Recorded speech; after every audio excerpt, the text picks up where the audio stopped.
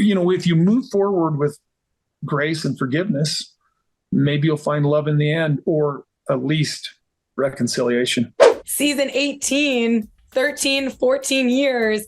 Did you ever imagine when you shot that pilot that you guys would still be on the air and you would still be on Sister Wives?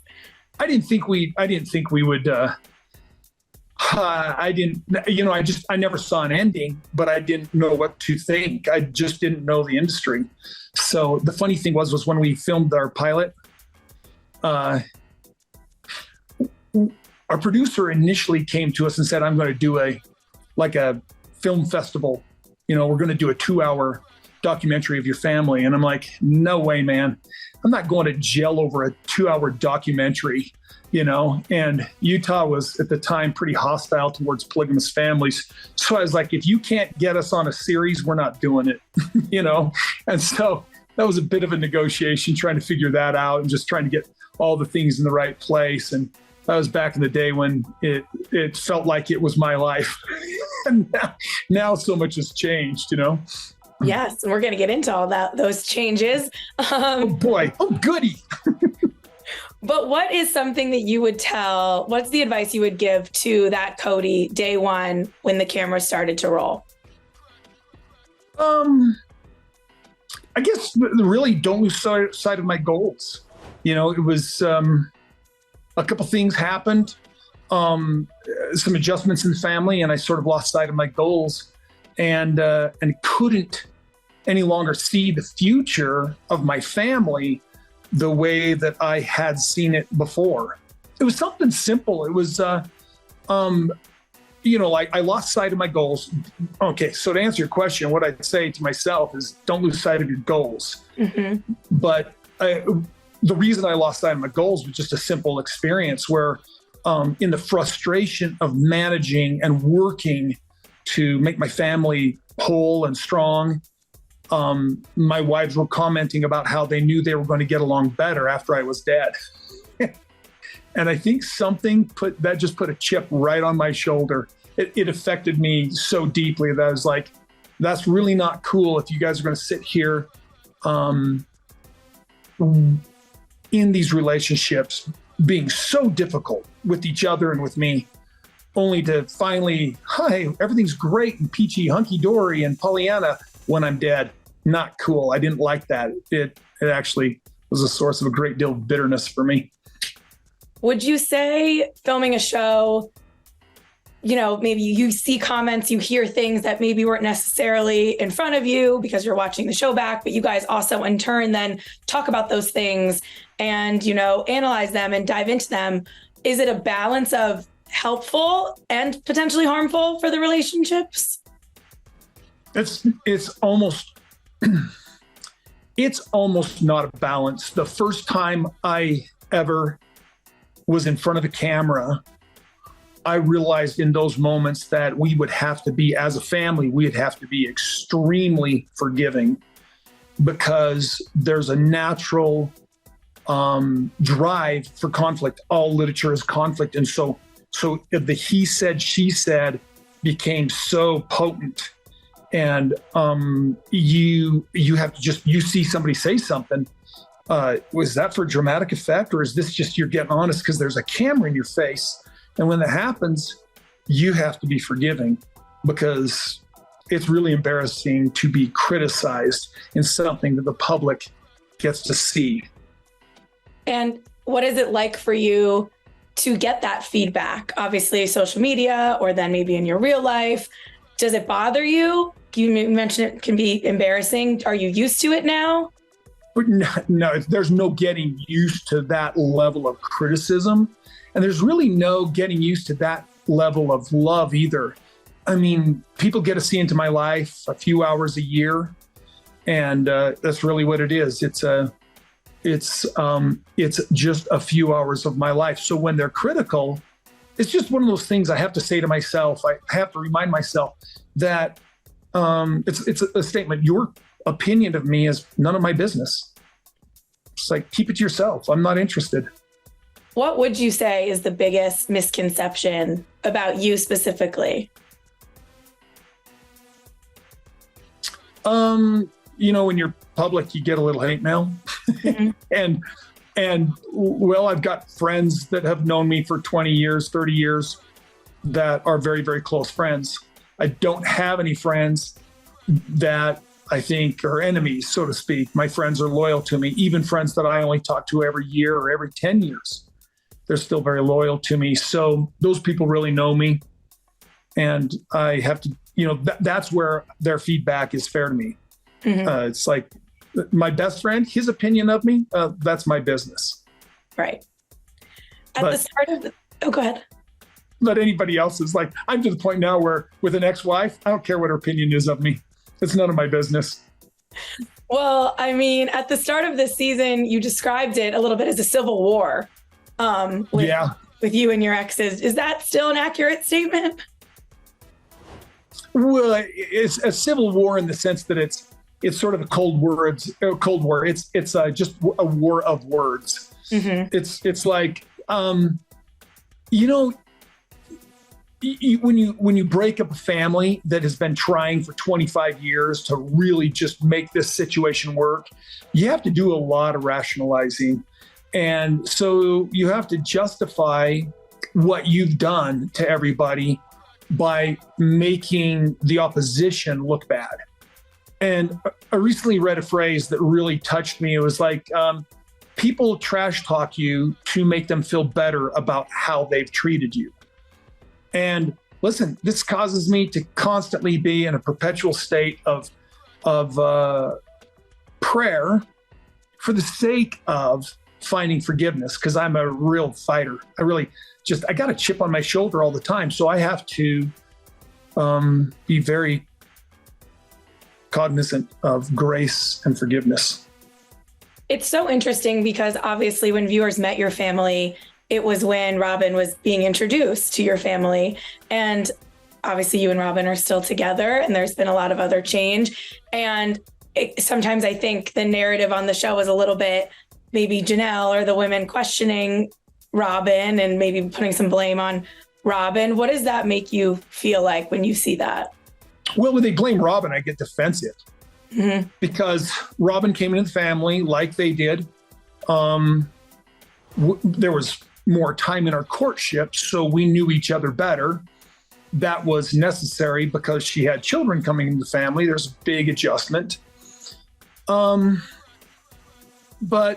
the reality is it's just them blaming her or putting anything on Robyn is really unfair, because everybody in the family had the opportunity to have the best relationship possible.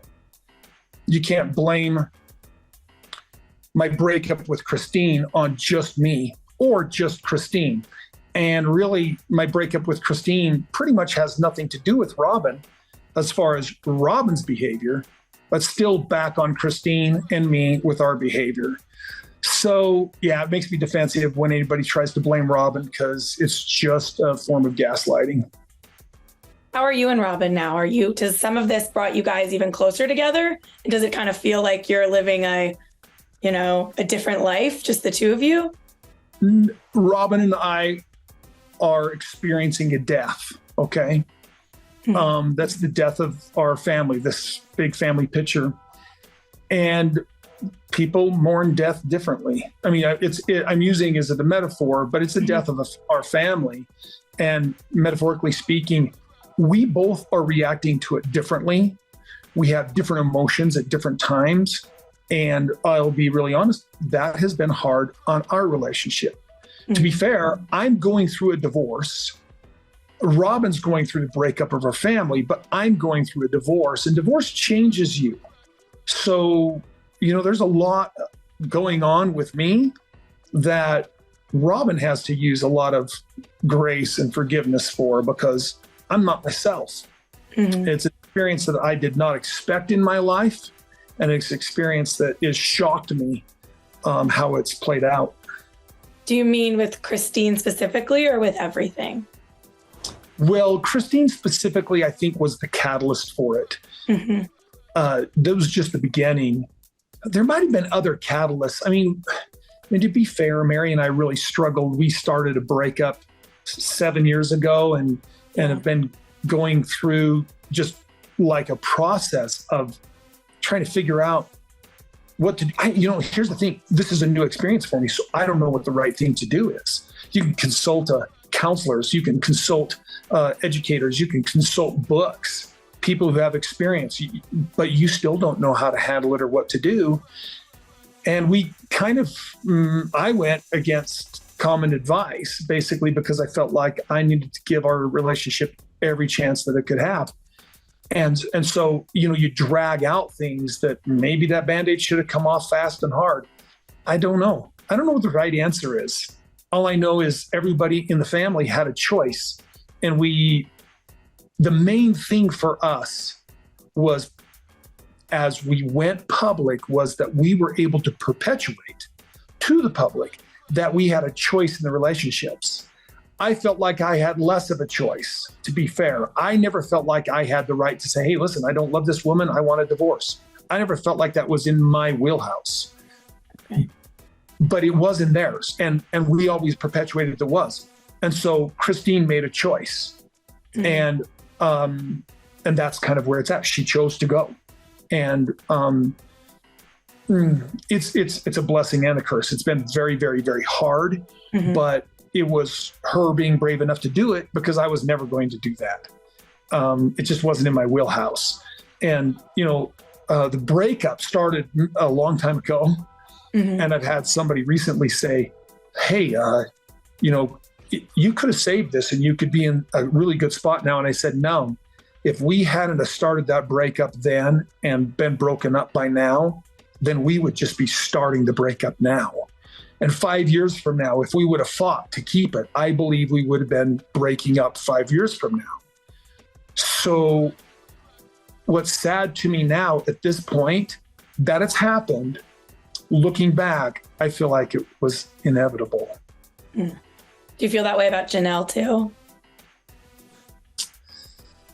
Well, we're in a different spot. Mm-hmm. It's not... I'll tell you what, I feel like it's out of my hands because I can talk to Janelle all the time and say, hey, what are we going to do? Are we going to reconcile this? And doesn't sound like she's interested in reconciliation. Mm-hmm. We'll see. I mean, time changes things. Yeah. Yeah. And, if you move forward with grace and forgiveness, maybe you'll find love in the end, or at least reconciliation, even if not staying in the marriage. Obviously, Christine has moved on very publicly. What is that like to witness? I honestly haven't witnessed much of it because she left our home. She left the place we were all together. And her and I associate with the kids, mm-hmm. but her and I don't associate almost at all. So, and because I kind of got a rule with the kids where, I had to learn this rule. Mom and I are not allowed to talk about the other person. Okay. Mm-hmm. So if you ask me about your mother, I'm going to say it's none of your business what I think about your mother. I love you. Let's talk about you and I. So it's more of like it's just something that's over and it's done. And when I review reels, like when I come back and review the show, that's when I get the shock of, holy, I can't, like you're shocked by what is happening. But, it affects me differently than it affects the viewer, because I'm sitting here, this is the experience I'm having, and I've got somebody trashing my reputation, and I'm like going, holy cow, I can't believe that's happening. And the public is going, oh, we always thought this about you, or they get yelling at their TV and they're defensive. It's a funny thing is in divorce, everybody picks sides. That's fair. I feel like there's always so much made of the living situation, like back from the beginning when we saw you guys in that like house with all the apartments, and then we followed you to Vegas and Arizona, and now there's some people in your family back in Utah.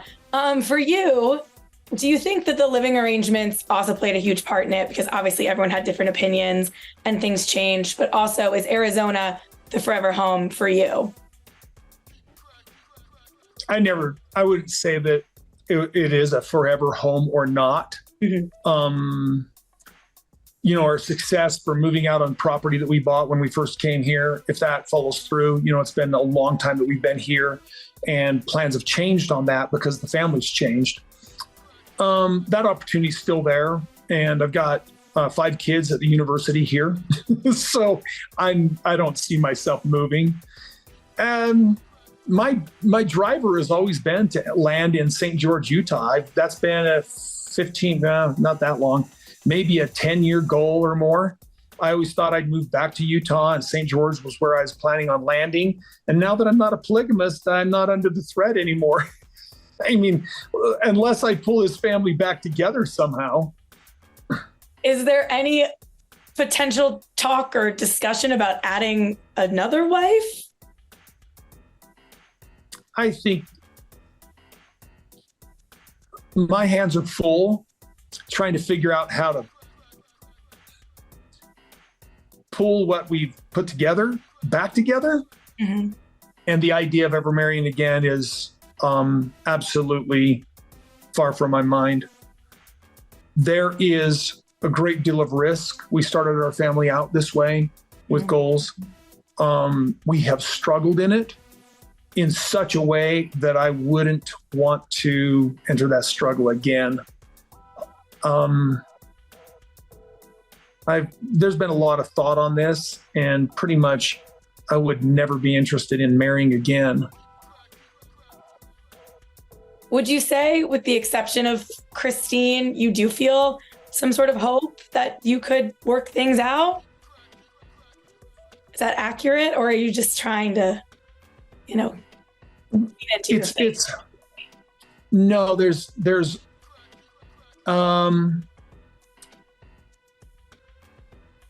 so much struggle in the place of betrayal.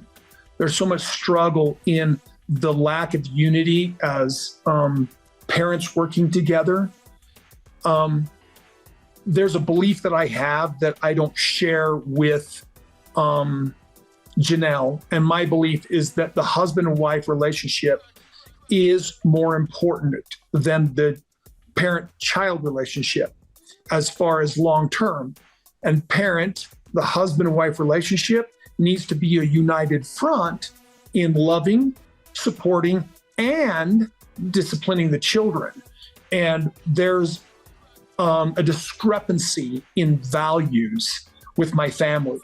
Christine and I broke up. Mm-hmm. And my perspective of that is that her and I did not share the same values. I'm not talking about morals. I'm talking about values. And to me, I would consider them morals, but I can't put that kind of pressure on. I'm not allowed that judgment. But I believe that a united parental front, me and my wife, and then my wives, so in each wife and I should be a team.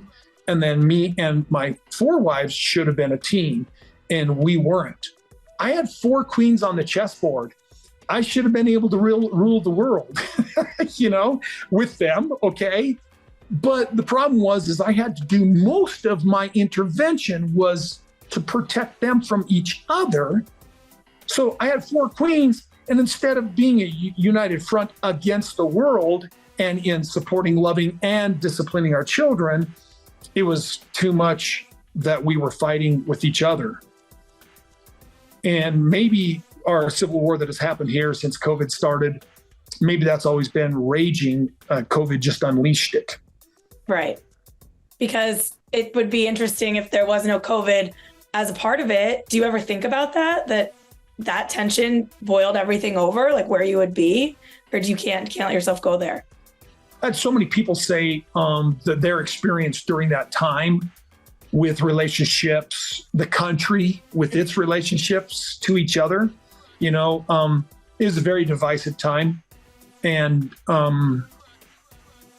that's it. All it did was expose our weaknesses, really.